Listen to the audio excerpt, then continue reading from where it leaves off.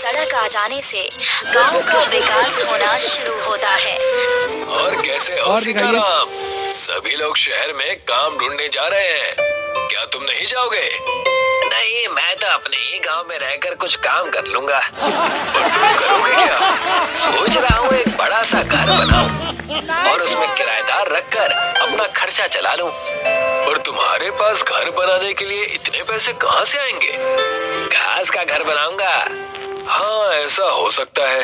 घास की तो हमारे गांव में कोई कमी नहीं है। देखना, बड़े महल जैसा घर होगा मेरा।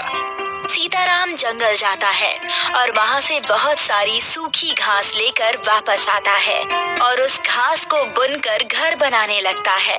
कई दिनों तक दिन रात मेहनत करने के बाद सीताराम का घास का घर बनकर तैयार हो जाता है। कई दिन तक ढूंढने पर सीताराम को एक किराएदार मिलता है। मुझे 2 कमरे चाहिए। मैं अपने परिवार के साथ यहाँ आपके गांव के स्कूल में पढ़ाने आया हूँ। हाँ हाँ, आइए गुरुजी, इतना बड़ा घर आप लोगों के लिए ही तो बनाया है। आ जाइए। सीताराम किराएदार को घर दिखाता है। किराएदार को घर पसंद आता है। कुछ दिन बीतने के बाद, अरे सीताराम जी, आपके घर में तो बहुत सारे चूहे हैं। ये तो रात को ठीक से सोने भी नहीं देते। माफ कीजिए गुरुजी, मैं आज ही चूहेदानी लाकर सारे चूहों को भगा देता हूँ। सीताराम दुकान में जाकर चूहेदानी खरीदता है और चूहेदानी की मदद से जंगल में छोड़ कर आता है। कुछ दिन तक तो किराएदार को कोई भी शिकायत नहीं रहती, पर जैसे ही बारिश का मौसम आता है, बारिश का पानी सीताराम के घास के घर में घुसने लगता है, जिसकी शिकायत लेकर किराएदार के पास आता है। सीताराम जी, अब नई समस्या खड़ी हो गई है। क्या बात है बताइए, आप खुद ही चलकर देख लीजिए। किराएदार सीताराम को अपने कमरे में लेकर जाता है, जहाँ पर छत से बारिश का पानी टपक रहा है। ये देखिए, थोड़ी सी बारिश हुई नहीं कि पानी टपकना शुरू हो गया। अब आप ही बताइए, बारिश के मौसम में तो यहाँ घर के अंदर बाढ़ ही आ जाएगी।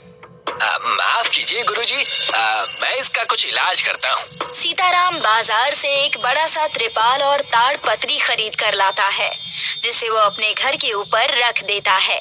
लीजिए गुरुजी, अब आपकी पानी टपकने की समस्या भी खत्म हो गई। धीरे धीरे बारिश का मौसम शुरू हो जाता है और तेज मूसलाधार बारिश होने लगती है, जिससे सीताराम की छत का त्रिपाल और ताड़ पत्री दोनों ही फट जाते हैं और बारिश का पानी एक साथ घर में आ जाता है। किराएदार गुस्से में सीताराम के पास जाता है। देखिए सीताराम जी, अब तो हद ही हो गई है। घर का सारा राशन भीग गया है। ऐसे में कोई कैसे आपके इस घास फूस के घर में रह सकता है? अब माफ कीजिए गुरुजी, आगे से ऐसा नहीं होगा। माफी मत मांगिए, कुछ कीजिए। अगर आपने 1 हफ्ते में ये घर ठीक नहीं किया तो मैं अपना कमरा छोड़कर हमेशा के लिए चला जाऊंगा। नहीं नहीं नहीं, ऐसी नौबत नहीं आएगी। आप मुझे कुछ दिनों का समय दीजिए, मैं कुछ करता हूँ। सीताराम परेशान हो जाता है और सोच में पड़ जाता है कि तभी उसे परेशान देखकर उसका दोस्त दिवाकर उससे पूछता है, क्या बात है, आज परेशान नजर आ रहे हो?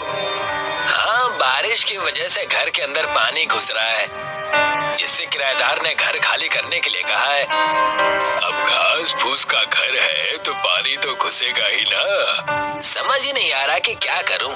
तो कुछ टाट पट्टी या प्लास्टिक की ताड़ पत्री लगा कर देखो। वो सब करके भी देख लिया, उनका भी कुछ फायदा नहीं हुआ। ठीक है, अगर तुम्हारी समस्या का कोई हल मिलेगा तो मैं तुम्हें जरूर बताऊंगा। दिवाकर इतना कहकर वहाँ से चला जाता है और सीताराम फिर से सोच में पड़ जाता है कि वो कैसे अपने घर को बारिश में चूने से बचाए। कुछ दिन बीत जाते हैं, पर सीताराम कुछ भी नहीं कर पाता और बारिश का पानी घर में घुसने की वजह से अब किराएदार घर को खाली करने लगता है। गुरुजी, कुछ दिन और रुक जाइए। देखिए सीताराम जी, मैंने आपको 1 हफ्ते का समय दिया था और 10 दिन बीत चुके हैं। आप खुद ही देख लीजिए, घर के अंदर पानी का तालाब बना हुआ है और इस तालाब में मैं अपने बच्चों के साथ कैसे रहूंगा? हे भगवान, बड़े मुश्किल से तो एक किराएदार मिला था, दूसरा किराएदार कहाँ से ढूंढ कर लाऊंगा? और किराएदार मिल भी गया तो मैं इस टपकती छत का क्या करूँगा? सीताराम बहुत दुखी और निराश हो जाता है कि तभी उसके पास दिवाकर आता है। मुझे तुम्हारी समस्या का समाधान मिल गया है। क्या है? जल्दी से बताओ। दिवाकर सीताराम को एक किताब देता है। इस किताब का मैं क्या करूँगा? जब राम जी और सीता माँ वनवास गए थे, तब उन्होंने जंगल में एक जादुई घास के पौधे से घर बनाया था, जो कि उन्हें सर्दी गर्मी से बचाता था। और भी कई चमत्कारिक गुण उस घास में है। किताब खोलकर देखो, तुम्हें सब पता चल जाएगा। सीताराम किताब खोल उस जादुई घास के पौधे को देखता है और खुश हो जाता है। वो किताब को लेकर जंगल में जाता है और जादुई घास को ढूंढने लगता है कि तभी सीताराम के पीछे एक शेर पड़ जाता है। सीताराम शेर से खुद को बचाने के लिए तेजी से दौड़ता है और जाकर एक बहुत गहरे गड्ढे में गिर जाता है। सीताराम जब गड्ढे में थोड़ा आगे चलता है तो वो देखता है कि सामने कुछ चमक रहा है। सीताराम समझ जाता है कि ये वही घास है। जब वो उसके पास जाता है तो उसे वहाँ पर एक वानर दिखाई देता है। तुम्हें क्या चाहिए सीताराम? मुझे ये जादुई घास चाहिए। इसके लिए तुम्हें मेरे 3 प्रश्नों का उत्तर देना होगा। अगर उत्तर सही हुए तो तुम्हें ये जादुई घास मिल जाएगी। हे वानर रूप धारण किए हनुमान जी, आप सवाल पूछिए। राजा राम कितने साल के लिए वनवास गए थे? 14 साल के लिए। राजा राम का सबसे बड़ा शत्रु कौन था? अब लंकापति रावण। अब आखिरी प्रश्न, भगवान श्री राम को महापुरुष क्यों कहते हैं?